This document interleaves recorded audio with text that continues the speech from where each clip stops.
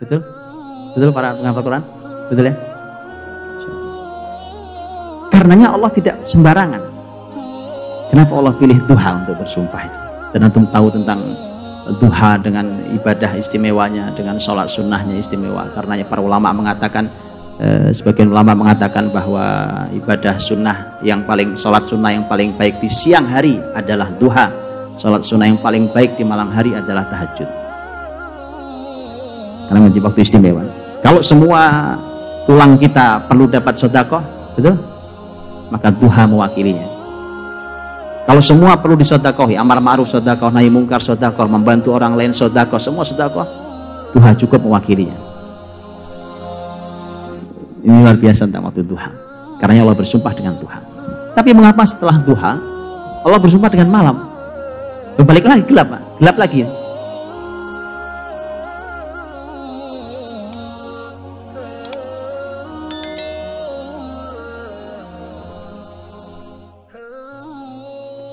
Ini kan sebenarnya inti pembahasannya ayat setelahnya. Ma wadda'aka rabbuka wa ma qala. Begitu kan? Tuhanmu tidak meninggalkanmu. Tuhanmu tidak marah, Muhammad. Allah Maha Kuasa untuk langsung mengatakan Bismillahirrahmanirrahim. Ma wadda'aka rabbuka wa ma qala. Bisa atau enggak bisa? Allah Maha Kuasa. Tidak perlu buka pakai wadduha wal laili idza saja. Betul? Tapi itu indahnya Quran, Pak. Itu indahnya Quran. Allah ingin mengungkapkan cintanya kepada nabinya dimuqaddimahi dengan penguatan sumpah tentang alam ini. Jadi, tapi gini, kira-kira seorang suami ingin mengungkapkan cintanya pada istrinya. Wadduha wal laili idza saja. Demi Allah aku mencintaimu. Benar kan? Atau salah, Pak? Salah, enggak boleh. Makhluk tidak boleh bersumpah dengan makhluk. Kita hanya diizinkan bersumpah dengan Allah SWT. Man halafa bi ghairillahi faqad asyrak. Siapa yang bersumpah dengan nama selain Allah sungguh telah berbuat kemusyrikan. Jadi jangan dicoba ya, ini khusus ayat kalau ini. Ya. Artinya bahwa terserah Allah Subhanahu wa taala bersumpah dengan makhluk istimewanya yang mana. Maka Allah muqaddimai, Allah sumpah, dan itu memiliki sentuhan makna yang dalam buat Rasul Shallallahu Alaihi Wasallam. Bahkan sebelum mencapai tema utama. Tema utamanya adalah ma wadda'aka rabbuka wa ma qala. Tapi sebelum sampai di situ, dengan sumpah seakan sudah selesai semua. Wadduha, selesai sudah urusannya. Nah, berarti sudah terang. Terang. Pembahasannya terang. Ya. Antum lihat ayat wasyams wadduhaha.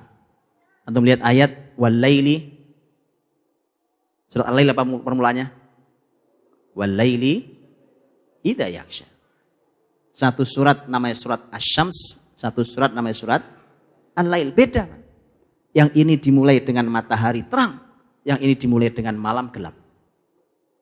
Beda. Permulaan beda, mesti ada yang berbeda kuat. Maka begitu dimulai dengan wadduha, dan itu adalah puncak pancaran matahari, dan puncak aktivitas orang. Puncak aktivitas itu waktu duha. Karena kalau sudah mulai zuhur, sudah mulai lemes, Pak. Asar apalagi. Ini puncak aktivitasnya. Jadi di puncak aktivitas, di puncak fisik, otak, semua sedang di puncak kesegarannya. Allah bersumpah dengan itu. Wadduha. Wadduha wal laili idza saja. Ma wadda'aka rabbuka wa ma qala. Kemudian pembahasan utamanya Allah keluarkan. Baru dengerin wadduha udah selesai kan. Wal laili idza saja, balik nyamannya. Kemudian begitu sampai pada tema sudah, itu sudah hiburan semua isinya. Ma wadda'aka rabbuka wa ma qala. Rabbmu wahai Muhammad tidak mungkin wadda'ak. Wadda'ak itu meninggalkanmu. Wada'an, kata wada'an, meninggalkanmu. Rabbmu tidak mungkin meninggalkanmu. Wa ma qala, kata qala itu artinya marah, murka. Allah tidak mungkin murka padamu. Bapak Ibu dirahmati Allah, seharusnya, nah ini seharusnya. Kalau bahasa Arab, menurut para ulama bahasa begini. Seharusnya ayat ini kalau bahasa Arab bunyinya ma wadda'aka rabbuka wa ma qalaka. Begitu harusnya bunyinya. Ka itu artinya kamu. Ma wadda'aka rabbuka, Rabbmu tidak mungkin meninggalkanmu.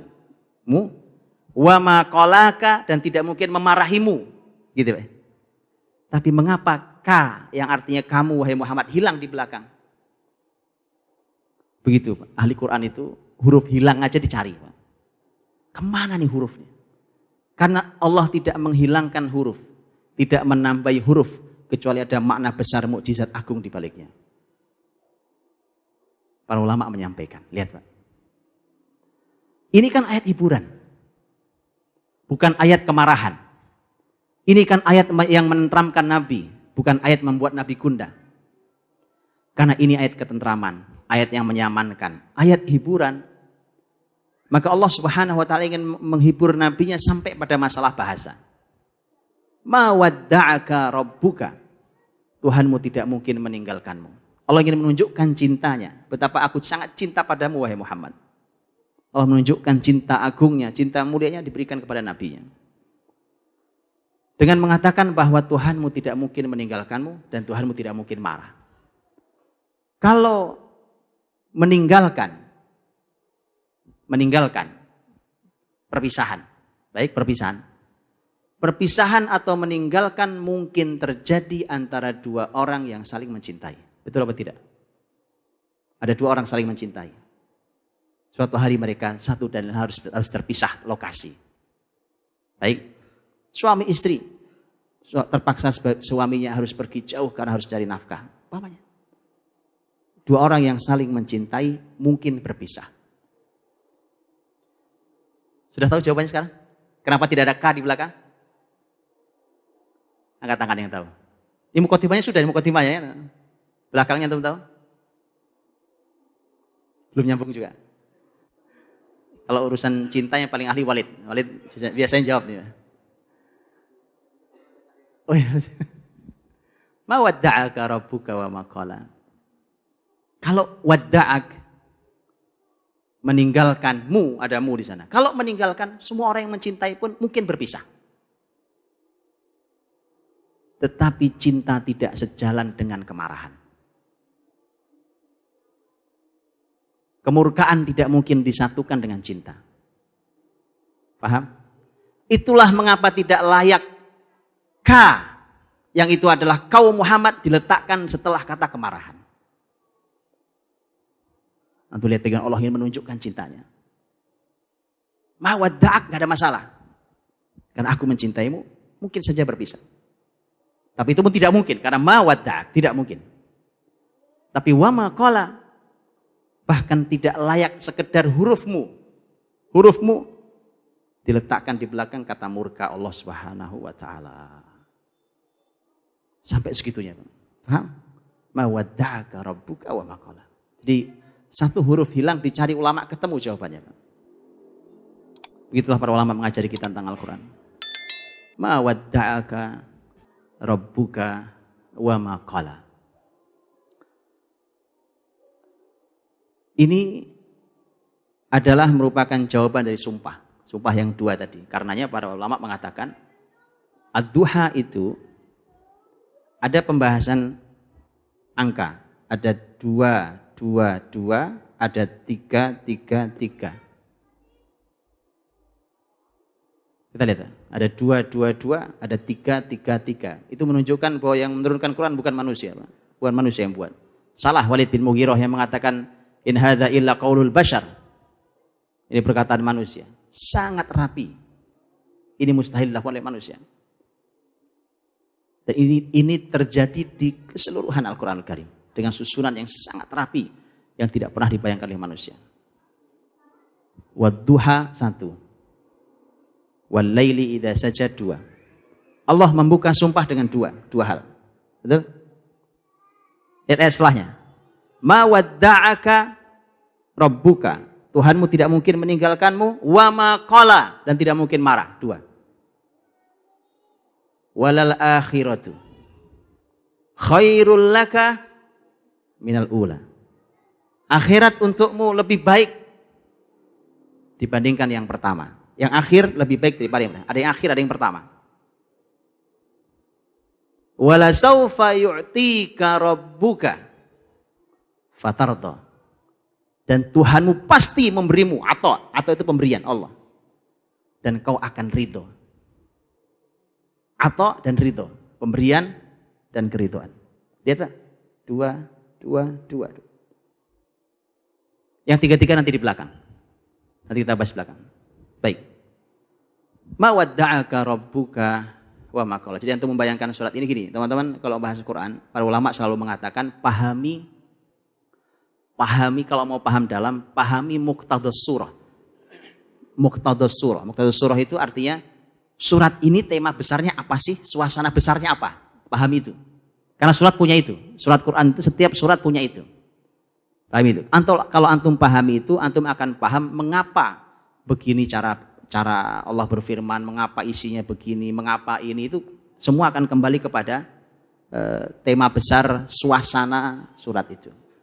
Nah, tema besar suasana surat ini adalah hiburan untuk nabinya. Menghibur nabinya. Antum bayangkan itu sehingga semua akan balik ke sana. Paham ya? Ma wadda'aka rabbuka wa ma qala. Rabbmu tidak mungkin meninggalkanmu wahai Muhammad. Wa ma qala, Rabbmu tidak mungkin marah kepadamu. Kalau ayat berhenti di sini sudah cukup. Kan sudah selesai temanya. Tapi karena ini Allah ingin menunjukkan kasihnya, kasih sayangnya yang terus bertambah dari hari ke hari, dari waktu ke waktu, ayat dilanjutkan oleh Allah. Ma wadda'aka rabbuka wa ma qala walal akhiratu khairul laka minal ula. Apa artinya? Kalau di terjemahan Indonesianya apa? Sungguh yang kemudian. Al-akhirah itu yang akhir. Akhirah bisa bermakna akhirat nanti. Berarti terjemahannya menjadi akhirat lebih baik daripada dunia. Dan itu benar. Wal akhiratu bisa diterjemahkan sebagai yang kemudian. Lebih baik daripada yang pertama.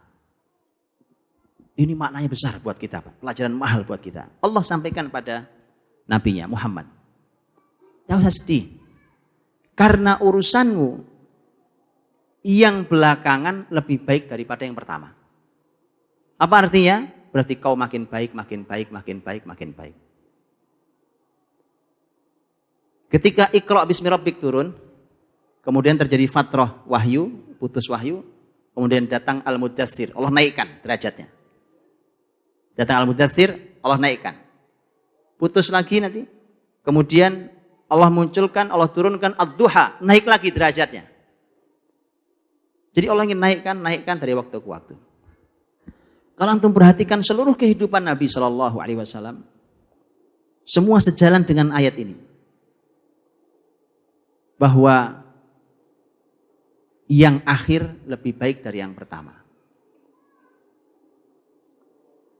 Bisa begitu? Ya, mari kita lihat. Ketika Rasul Shallallahu Alaihi Wasallam baru memulai dakwahnya, dengan pendukung yang masih sedikit, dengan keadaan yang lemah, bahkan kemudian mendapatkan berbagai macam intimidasi Quraisy segala macam, tapi makin hari, makin kuat, makin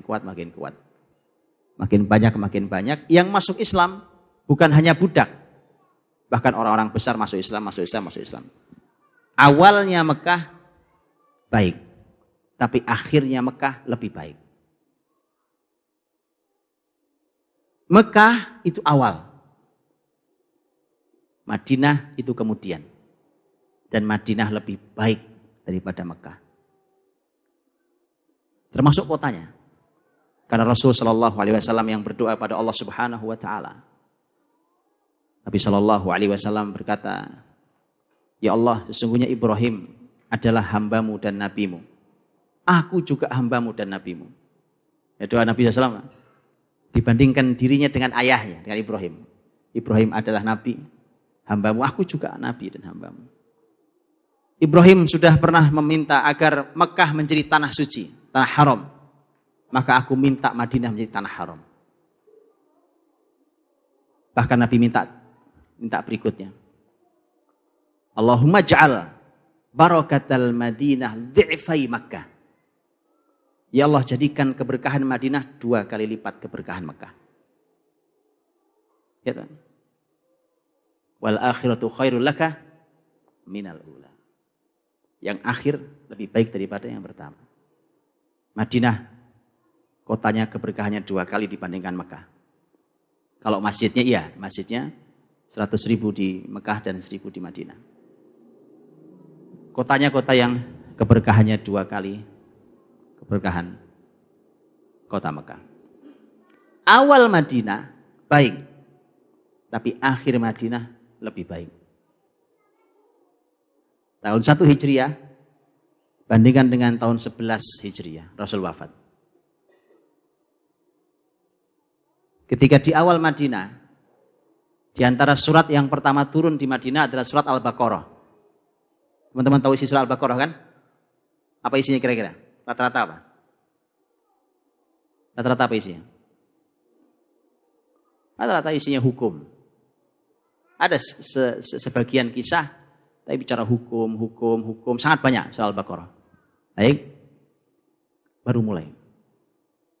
Perjuangan, hukum, diterapkan, ditegakkan, begitu seterusnya. Akhir Madinah, di antara yang turun suratnya, di akhir adalah idza jaa nasrullahi wal fath. Sudah datang kemenangan. Di depan perjuangan, di belakang Allah katakan, sudah datang kemenanganmu wahai Muhammad. Pertolongan juga sudah datang. Apa hasil dari pertolongan dan kemenangan?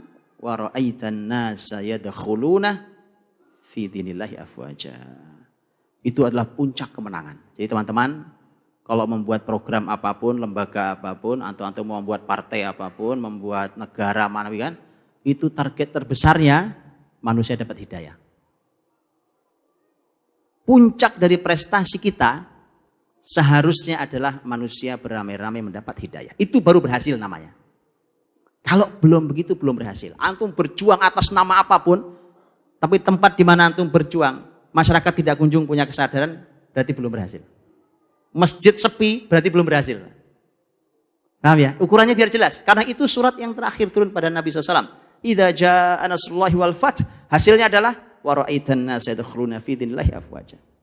Akhir Madinah lebih baik daripada awal Madinah. Secara ekonomi kan juga sama. Betul kan? Secara ekonomi juga sama. Bukankah sahabat yang mengatakan tahun 7 baru mereka merasa kenyang? Oh begini rasanya kenyang itu. Dan yang akhir lebih baik daripada yang awal. Seluruh kehidupan Nabi SAW yang akhir lebih baik daripada yang awal. Dan puncak kebesaran Nabi SAW adalah saat beliau wafat berjumpa dengan Rabbnya. Adalah puncak kebesaran Nabi SAW.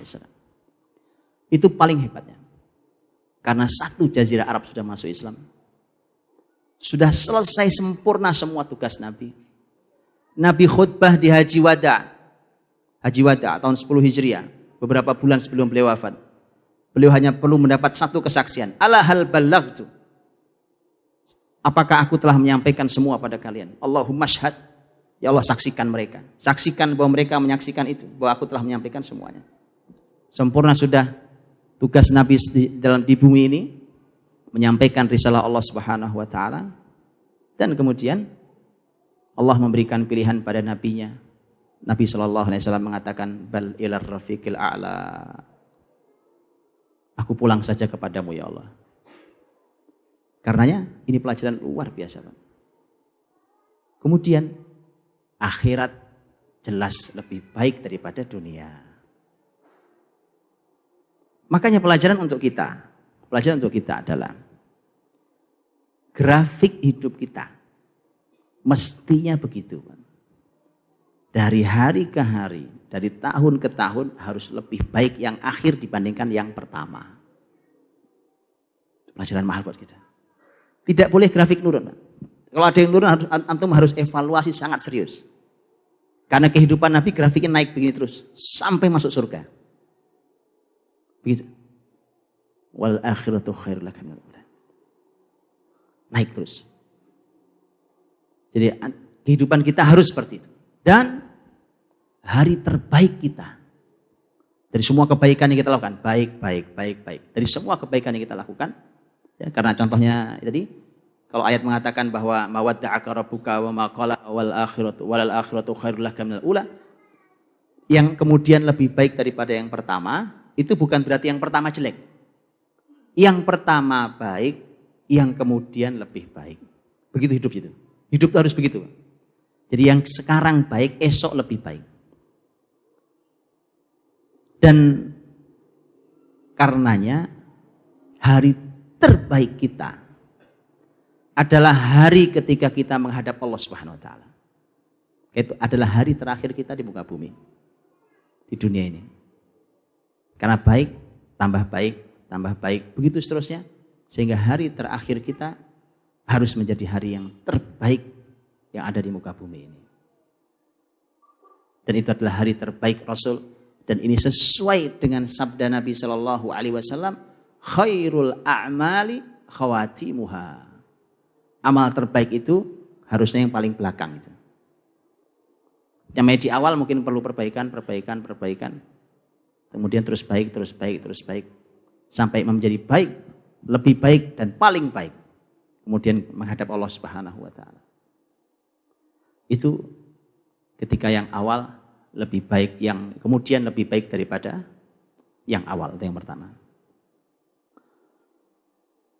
Wala saufa yu'tika rabbuka fatardo. Dan Rabbmu akan memberikan kepadamu. Ada ato, yu'tika, itu ato, itu pemberian. Wala saufa yu'tika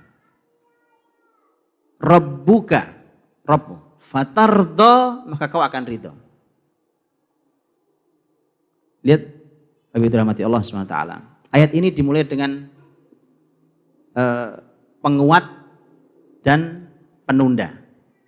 Sekaligus jadi dua. Jadi satu itu. Penguat dan penunda. Wala, lamnya itu penguat, mengatakan pasti. Allah untuk menguatkan kalimat, betul ya? Wala saufa itu penunda. Berarti apa maksudnya? Pasti, cuma sabar. Paham ya Pak? Pasti, tapi ini ada tundanya, ada jedanya. Enggak sekarang. Lihat Allah ingin mengajari begitu. Oh, itu konsep Allah mendidik nabinya, itu konsep nabi mendidik sahabatnya, itu konsep sahabat mendidik anaknya, dan itu harusnya konsep kita didik anak kita. Ada konsep itu konsep tarbiyah dari Allah langsung. Pasti nak, cuma nanti. Ya. Wala saufa, lam dan saufa. Lamnya pasti, saufanya nanti. Wala saufa yu'tika. Apa yang pasti dan nanti? Pemberian. Atau itu pasti, tapi nanti. Gak semuanya hari ini. Pemberian itu ada waktunya. Tidak semua diberikannya hari ini. Ya. Wala saufa yu'tika. Makanya Nabi terbiasa bersabar. Dan karena itu didikan Nabi ke sahabat, sahabat juga biasa bersabar. Antum tahu Suraqah bin Malik kan? Suraqah bin Malik waktu Nabi hijrah ngejar Nabi SAW jatuh berkali-kali ya kan? 3 kali jatuh, kemudian Suraqah saya minta keamanan Muhammad, ya, minta keamanan. Kata Nabi ya. Kemudian kalau kau masuk Islam Suraqah, kau akan memakai 2 gelang Kisra. Ini orang Arab Badui ya kan? Badui bukan siapa-siapa, dijanjikan Nabi 2 gelang Kisra. Wah itu 2 gelang mau diberikan loh Pak. Bukan megang loh. Megang itu nggak boleh semua orang megang. Itu punyanya Kisra. Khusus semua dunia tahu itu khusus hanya dia yang bisa megang. Sekarang bayangkan bahwa kelak akan ada di kedua tanganmu siwaroi Kisra. 2 gelangnya Kisra itu. Anda tahu kan? Kisra itu janji Nabi waktu hijrah. Sementara Kisra baru selesai dan berhasil dibuka oleh muslimin di masa Khalifah Umar bin Khattab radhiyallahu anhu. Kurang lebih kisarannya sebelum tahun 20 Hijriah. 20 Hijriah, itu tahun 1. Lihat, sahabat terbiasa mendengarkan janji, pasti, tapi nanti. Hah? Pasti, tapi nanti. Ini konsep pendidikan mahal. Mahal sekali. Karena dia melatih menjaga keyakinan, yakin pasti diberi, dan dia berlatih kesabaran sampai janji itu tiba. Wala saufa. Ya. wala saufa yu'tika. Tuhanmu pasti memberi. Sesungguhnya dirahmati Allah. Dari sejak awal itu kan Allah Subhanahu wa taala sesungguhnya ingin menunjukkan cintanya. Betul ya? Ingin menunjukkan cinta Allah pada nabinya. Aku begitu mencintai Muhammad. Allah menunjukkan, Allah Rabbul Alamin menunjukkan cintanya pada makhluk terbaik Rasulullah Muhammad SAW. Karenanya kaidahnya begitu, Pak. Kan di depan bicara cinta. Ma wadda'aka rabbuka wa ma qala, itu cinta, semua cinta. Walal akhiratu khairul laka minal ula, dan seterusnya. Wala sawfa yu'tika rabbuka, ketika Rabbmu memberi, itu terbukti, Pak. Ketika Allah mencintai, pasti Allah memberi. Lamnya lam tauhid tadi kan. Kalau Allah mencintai, pasti kalian diberi Allah. Makanya yang paling penting adalah tentang bagaimana caranya supaya dicintai Allah. Semua jalan menuju mahabbatullah, menuju Allah mencintai kita, itu sangat penting. Karena kalau sudah Allah cinta, jangankan cuma harta yang sepele, bumi ini Allah serahkan padamu. Allah serahkan padamu. Jadi mengejar cinta Allah Subhanahu wa taala. Wala saufa yu'tik. Karenanya ada ungkapan bahwa mungkin saja seseorang memberi tanpa mencintai. Tapi mustahil mencintai tanpa memberi. Gitu? Kita mungkin aja ngasih orang, tapi sebenarnya tidak ada cintanya. Tapi kita ngasih aja. Itu mungkin antum memberi tanpa mencintai. Tapi kalau orang cinta, mustahil tidak memberi. Dia pasti akan ingin menghadiahi yang terbaik. Ya, jadi begitu. Makanya saya sering katakan, ibu-ibu tidak usah khawatir kalau tidak salah pilih suami. Kalau suami ibu mencintai, pasti ibu mendapatkan banyak sekali pemberian. Sebagaimana para suami, asal nggak salah pilih istri, Pak. Iya, Pak. Istri Anda akan memberikan segalanya untuk Anda.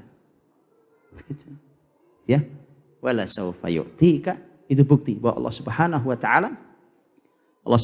wa taala karena Allah mencintai, Allah memberi. Mari kita kejar cinta Allah Subhanahu wa taala. Apa yang oleh Nabi disebut ini Allah suka, ini Allah cinta. Kita kejar, Pak. Kita kejar. Kita lakukan. Karena kalau kita sudah dapat cintanya, kita akan mendapatkan pemberiannya. Namanya memberi. Pernah, Pak ya, ada orang umpamanya minta ke kita, Pak minta tolong bantuan, saya perlu ini itu. Oke, kita bantu. Begitu dibantu komentar, ya Pak sedikit amat. Karena kadang-kadang pemberian itu tidak membuat kita ridho. Tapi Allah memberikan jaminan, Muhammad, aku beri kau sampai kau ridho. Subhanallah, itu puncak kebahagiaan, Pak. Aku beri kau sampai kau ridho. Kebayang, Pak, sampai ridho itu, Pak? Tak kebayang? Memberi sampai ridho itu kayak Allah ngasih surga, Pak. Antum tahu kan hadis sahih tentang orang yang terakhir masuk ke surga? Orang yang terakhir masuk surga, ya? Tahu kisahnya? Ya, singkatnya begini, hadisnya panjang. Orang terakhir masuk surga itu sudah gosong-gosong di neraka karena iman diangkat lagi, kemudian dilarutkan di sungai kehidupan, Nahrul Haya. Kemudian setelah itu oleh Allah dari jauh diperlihatkan surga, Pak. Bukan surga, diperlihatkan pohon. Maka dia minta, ya Allah, aku pengen neduh di pohon itu. Pohon itu indah, saya meneduh. Kata Allah, silahkan, diizinkan untuk neduh di pohon itu. Surganya belum kelihatan. Begitu neduh, Allah ciptakan pohon, Allah hadirkan pohon di depannya jauh. Pohon jauh lebih rindang, jauh lebih indah, jauh lebih baik. Minta lagi, ya Allah, boleh minta lagi. Padahal Allah sudah janji, nggak minta lagi ya. Itu dijanji padahal. Wahai manusia, ya kan? Nggak minta lagi, ya, nggak minta lagi. Begitu ngelihat ini manusia, Pak, Bu, ya kan? Manusia itu sampai akhirat begitu, nggak ada puasnya, ya kan? Lihat, karena dia belum masuk surga. Lihat, karena dia belum merasakan surga. Ini baru pohon manusia itu tidak akan ada puasnya sampai dia masuk surga nanti. Lihat pohon depan indah, ya Allah pindah depan. Tadi janji, ini aja ya Allah, ya kan? Satu lagi, kan? Begitu pindah, diciptakan lagi yang lebih baik oleh Allah di depan, ya kan? Janji tadi. Ya tapi ini minta pindah lagi. Pindah sampai diperlihatkan surga oleh Allah SWT. Belum masuk Pak. Begitu diperlihatkan surga, ya Allah minta masuk surga saya. Tadi janji cuma pohon. Sekarang Allah perlihatkan surga. Masya Allah indahnya surga. Ya Allah minta pindah ke surga ya Allah. Kata Allah, apa yang membuatmu ridho? Lihat Pak. Apakah kamu ridho? Aku berikan padamu surga yang luasnya sendirian untukmu, seluas langit dan bumi. Allah Akbar. Itu orang paling terakhir masuk surga Pak. Ridhokah kamu? Kau beri. Lihat Pak, ridho itu sampai nggak percaya. Nah, Pak, lihat paham ya? Diberi orang sampai nggak percaya. Kebayang nggak Pak? Kebayang? Saya ibaratkan di kita hari ini.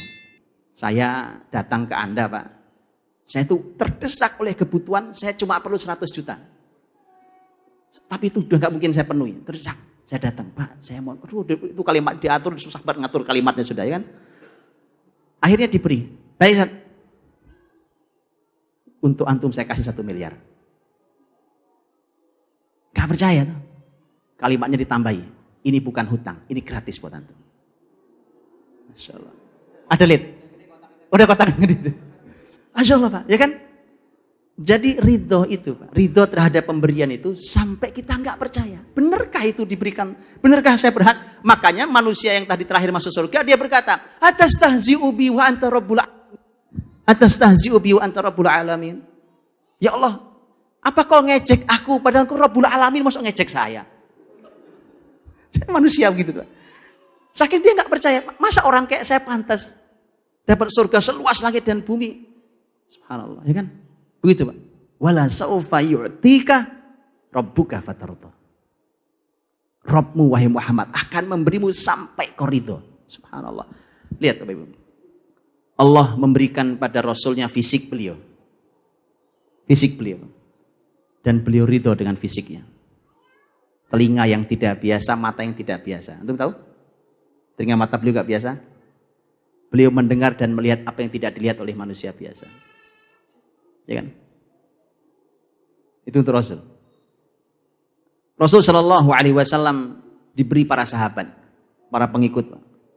Antum tahu betapa capeknya Nabi Musa? Tapi Nabi Musa capek Pak, ngurusi Bani Israel tuh. Ya Allah, itu masyarakat ngeselin banget. Jadi tidak enak kalau punya anak buah tuh kayak Bani Israel tuh Pak. Nyusahin, ngeselin Pak. Nabi Musa sudah padahal kurang gimana. Kali begini Pak.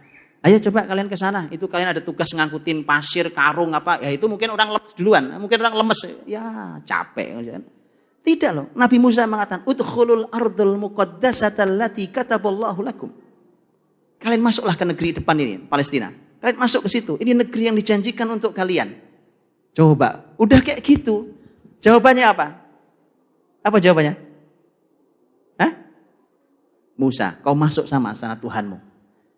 Di sana inna fiha qauman jabbarin wa inna lanadkhula hatta yakhruju minha. Di sana itu orangnya galak-galak. Di dalam itu kita tidak mau masuk sampai mereka keluar. Sudah, kau pergi sama Tuhanmu, pergi. Kau sama Tuhanmu perang berdua. Kau perang aja sama Tuhanmu berdua, perangi mereka dulu. Faqatila innaha huna qaidun. Kami nunggu di sini, nanti kalau menang kabari ya. Ya Allah, itu masyarakat ngeselin Pak. Wallah ngeselin banget itu masyarakat. Tapi Nabi Muhammad diberi sahabat yang Nabi ridho. Nabi ridho dengan semua kebaikan, kesolehan sahabatnya. Ya kan? Saya begitu Pak. Nabi ridho. Nabi ridho dengan Abu Bakar, Umar, Utsman, Ali, Abdurrahman, Thalha semua. Nabi ridho dengan semua mereka. Sampai Nabi harus mengatakan, khairun nas qarni. Manusia terbaik adalah zamanku ini. Nabi ridho dengan sahabatnya. Wala saufa yu'tika rabbuka fatarda. Nabi diberi oleh Allah sampai Nabi ridho. Semua pemberian Allah sampai ridho. Begitu Pak. Jadi untuk mendapatkan pemberian Allah sampai kita ridho, maka kejar cinta Allah. Tadi kan resep ini di depan tadi. Mawadda'aka rabbuka wa ma qala adalah resepnya. Mari Pak. Apa saja yang membuat Allah cinta, kita lakukan. Kalau Allah sudah cinta, pasti Allah memberi. Dan kalau Allah memberi, sampai kalian ridho. Wala sawfa yu'tika rabbuka fatarda. Habis waktunya, saya uji. Oh baik. Masih ada ayat-ayat yang belakang. Ini surat Ad-Duha ini sebenarnya dibagi 3, Pak. Isinya sebenarnya dibagi 3. Sampai di sini adalah kabar. Ya kan? Sampai di wala sawfa yu'tika rabbuka fatarda itu khabar. Itu pemberitaan kabar dari Allah semuanya. Ayat setelahnya itu takrir. Allah ingin, ini penetapan, ini dari Allah Subhanahu wa taala. Alam yajidka yatiman fa'awa wa wajadaka dhallan fahada wa wajadaka 'ailan fa'aghna. Setelah selesai situ masuk yang terakhir. 3 yang terakhir. Itu perintah, amr, perintah dari Allah. Fa ammal yatimah fala taqhar. Wa ammas sa'ila fala tanhar. Wa amma bi ni'mati rabbika fahaddits. Panjang banget ini ayatnya. Ya kan? Enggak ada waktunya, 5 menit lagi. Saya tutup dengan susunan saja. Susunan ayat-ayat ini nanti Bapak Ibu silakan dipelajarinya. Ini yang saya sebut dengan 3 tadi itu, Pak. Tadi kan 2, ini sekarang masuk 3. Tadi 3 isinya. Ad-Duha dibagi 3. 1, 2, 3. Baik.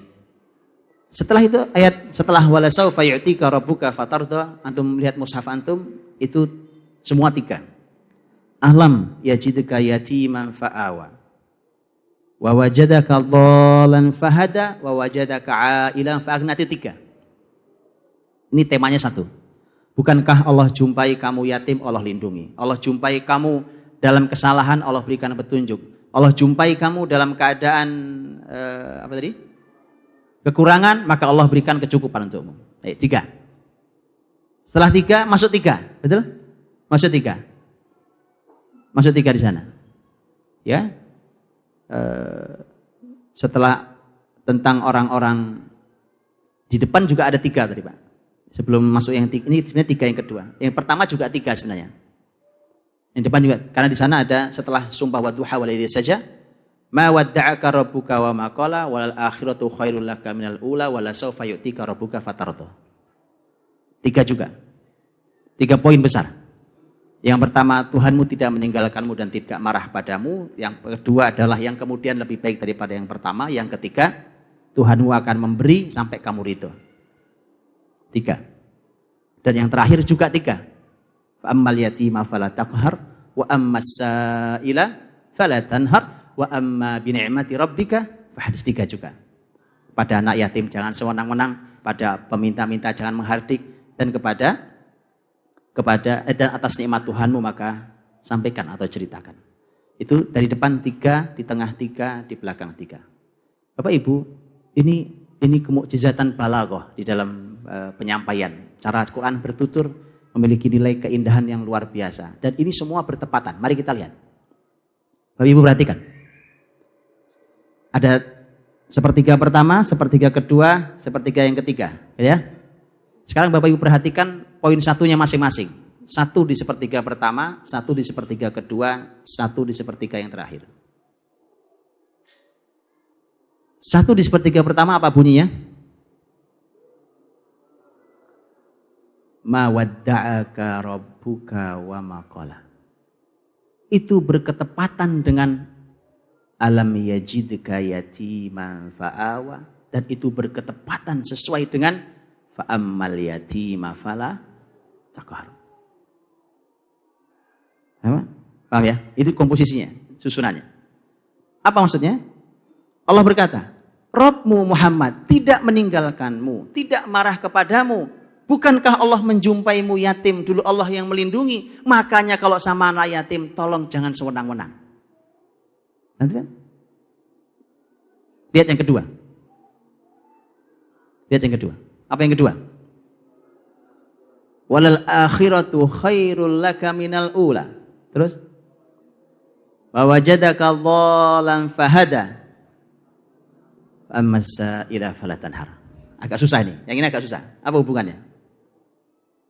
Yang kemudian lebih baik daripada yang pertama. Bukankah dia Allah menjumpaimu dalam keadaan tersesat, dalam keadaan salah? Kata tersesat di sini ulama bahas panjang lebar, tapi kesimpulan gampangnya bukan tersesat, tetapi dalam makna beliau tahu bahwa masyarakatnya salah, tapi beliau tidak tahu bagaimana memperbaikinya. Itu dhalan. Bukan beliau tersesat, dulu orang rusak, bukan. Beliau orang baik dari sejak dulu. Paham ya? Itu kesimpulannya dari pembahasan panjang lebar di tafsir. Baik, saya ulangi. Yang pertama tadi apa? Yang pertama bukan dan yang kemudian lebih baik daripada yang pertama. Ya. Kemudian bukankah Allah menjumpaimu dalam keadaan salah, kemudian Allah berikan petunjuk kepadamu? Adapun orang yang meminta, jangan dihardik. Kayak nggak nyambung tuh. Lihat.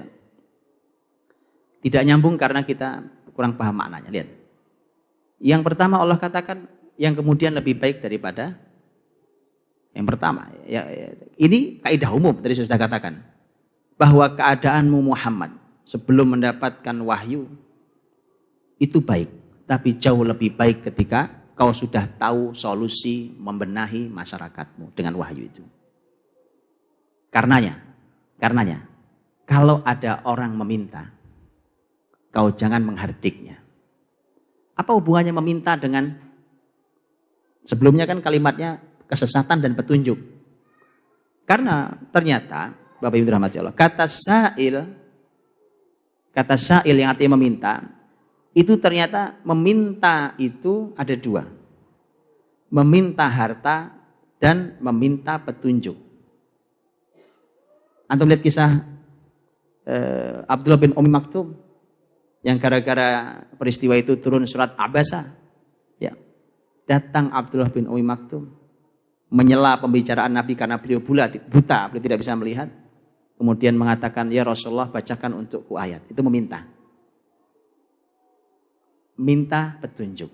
Karena kau sudah diberi petunjuk, wahai Muhammad, oleh Allah.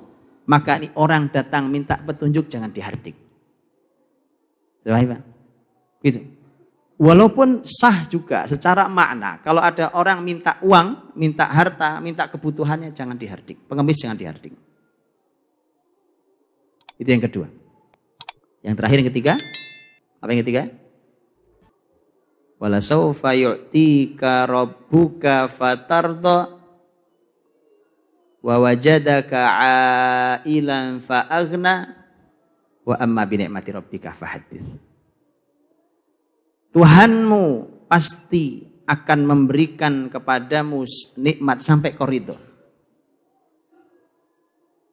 Bukankah Allah dulu menjumpaimu dalam keadaan kekurangan, kemudian Allah berikan kecukupan? Maka dari itu, kalau kau dapat nikmat, ceritakan nikmat itu. Ini lebih nyambung, lebih mudah dipahami ya. Sampai waktu habis. Tulisannya waktu habis. Baik, Bapak Ibu dirahmati Allah. Jadi itu adapun nanti antum silah ini seluruh sirah nabawiyah terkandung di ayat ini, surat ini. Gitu ya. Tentang bukankah dulu yatim Allah lindungi kamu. Ya, awalnya yatim. Seluruh dari mulai dilahirkan sampai beliau wafat semua perlindungan Allah. Ketika Nabi ketika Nabi dulu tidak tahu bagaimana membenahi masyarakatnya, kemudian Allah memberikan hidayah dari awal sampai akhir. Ketika dulu Nabi kekurangan, Allah berikan kecukupan. Antum tahu? Para ahli tafsir banyak yang menafsirkan begini, Pak. Bahwa dulu kan kau miskin Muhammad. Nabi miskin kan? Di awal sekali anak muda miskin yang tidak percaya diri ketika mau nikah. Karena memang tidak ada modalnya. Bagaimana cara Allah membuat Nabi kaya dan berkecukupan? Dinikahkan dengan janda kaya raya. Khadijah radhiyallahu anha. Itu tafsir ulama.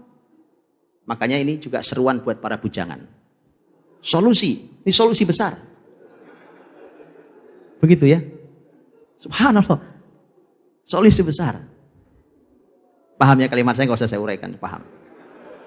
Dan kita akhiri dengan wa amma bi ni'mati rabbika fahaddits. Kalau ada nikmat Rabbmu sampaikan. Menyampaikan itu bukan untuk kesombongan, tapi ada orang yang suka menyembunyikan nikmatnya. Pinjam duit dong, ada uang nggak? Saya nggak punya duit nih. Padahal subhanallah kemarin baru dapat bonus dia. Antum lihat, kenikmatan tidak mau dia sampaikan. Karena kalau kenikmatan dia sampaikan, dia mesti berbagi pada orang lain. Maka sampaikan agar kau bisa berbagi. Dan Allah selalu mengatakan dalam konsep ayat seperti surah Al-Qasas 77, wa ahsin kama ahsanallahu ilaik. Berbuat baiklah sebagaimana Allah sudah berbuat baik padamu. Jadi Muhammad, kalau Allah sudah memberimu sampai kau ridho, kalau ada nikmat ya Allah, tolong diberikan ke orang lain. Siapa? Jadi ini ayat bermula dengan ad-duha, diakhiri dengan kenikmatan. Mudah-mudahan hidup kita bercahaya seperti ad-duha dan semuanya kenikmatan seperti akhir surat ini. Wallahu ta'ala bishawab. Assalamualaikum warahmatullahi wabarakatuh. Masya Allah. Tabarakallah Ustaz Budi. Hari demi hari kita bisa merasakan rasanya Quran semakin dekat di hati kita, Bapak Ibu semua. Saya belum memberikan pengumuman apa-apa karena ini sebagai pola respon yang pengen kita pahami dalam kajian kita hari ini. Yaitu salah satunya adalah membuka ruang pertanyaan tetapi tidak banyak-banyak karena waktunya sangat terbatas sekali. Maka kami minta boleh kalau ada di antara Bapak atau Ibu atau teman-teman yang tadi suruh menikah sama janda. Oh enggak ya Ustaz ya. Silakan satu orang, ada yang mau memberikan pertanyaan sambil merespon atau jangan-jangan semuanya udah ngerti tinggal aplikasi. Satu pertanyaan Bapak atau Ibu. Silakan, waktunya sangat cepat bagi yang mau tanya. Silakan. Bismillahirrahmanirrahim. Assalamualaikum warahmatullahi wabarakatuh. Ingin bertanya Ustaz, kenapa kok tadi kan membahas ad-duha ya. Nah, kenapa susunannya di dalam Al-Quran itu sebelum ad-duha itu al-lail dan asyams? Kira-kira apa hubungannya? Yang seperti itu pertanyaannya. Langsung Ustaz, fadhil. Baik. Ya, ini juga termasuk yang dibahas oleh para ulama. Mengapa sebelumnya adalah asyams al-lail, dan pertanyaan ini menunjukkan bahwa Bapak Ibu teman-teman semua mulai tergelitik dengan pola memahami Quran yang diajarkan para ulama. Ya, karena para ulama begitu, karena Quran ini bulat, enggak datar. Ya, bulat itu artinya nyambung yang depan dan yang belakang. Jadi Al-Fatihah yang depan itu nyambung dengan An-Nas yang belakang, enggak datar gini, Pak, tapi bulat. Ada hubungan kuat antara Al-Fatihah dan An-Nas, apalagi dengan surat-surat sebelumnya. Dan para ulama menulis banyak sekali, menulis buku-buku yang berbicara tentang ilmu munasabah, hubungan keterkaitan antara surat ini dengan surat sebelumnya, dengan surat setelahnya dan seterusnya. Sebelumnya dibahas tentang asyams, tentang matahari. Setelah ini dibahas tentang al-lail, itu adalah malam. Kemudian setelah itu dibahas tentang masalah ad-duha, yaitu waktu duha. Asyams itu adalah benda di alam ini yang menandai waktu siang. Kemudian masuk ke al-lail, malam hari ketika matahari tiada. Kemudian esok hari akan muncul kembali dan memunculkan waktu duha. Dan ini sebenarnya adalah pergiliran siang dan malam yang merupakan kekuasaan Allah Subhanahu wa taala, di mana dipergilirkannya malam dan siang, di mana matahari adalah benda, malam dan duha adalah merupakan hasil dari benda itu. Gitu? Karena pergeserannya adalah malam dan siang. Kita semua tahu malam dan siang itu ukurannya adalah matahari. Kemudian nanti akan berhubungan dengan tema masing-masing. Tema yang ada di asyams berhubungan dengan al-lail, tema al-lail berhubungan dengan tema ad-duha, tema ad-duha akan berhubungan dengan surat yang akan dibahas oleh Ustaz Herfi sebentar lagi. Ya, kita akan berhubungan dengan sangat erat tentang masalah temanya yang ada di masing-masing surat itu. Saya kira itu, wallahu ta'ala bishawab.